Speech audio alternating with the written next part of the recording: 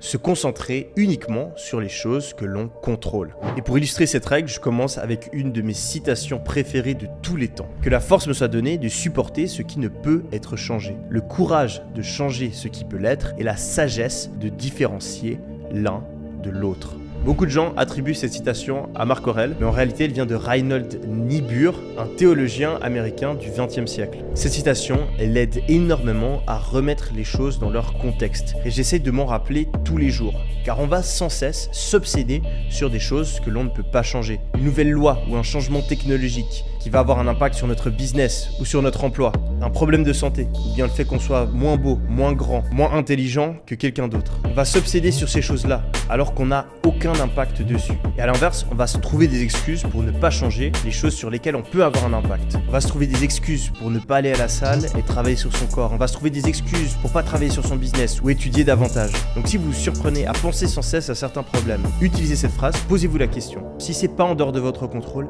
acceptez-le. Si c'est quelque chose que vous pouvez changer, travaillez dessus et changez les choses. Mais c'est super important de savoir distinguer l'un de l'autre et ensuite de passer à l'action. Moi, je vais même encore plus loin. Ce que j'aime faire, c'est de diviser toutes les choses qui arrivent dans ma vie en deux catégories.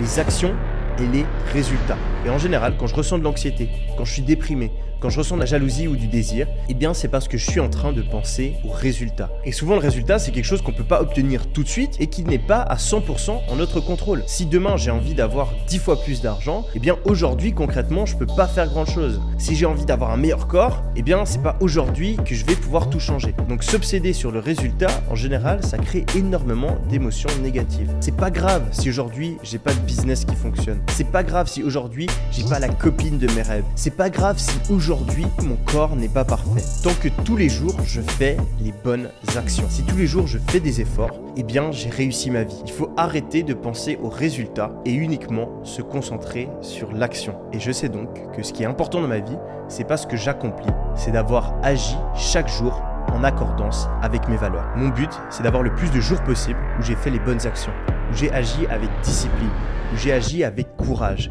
où j'ai agi avec gentillesse. Et comme ça, je sais que peu importe ce qui se passe, j'aurais fait ce que je devais faire.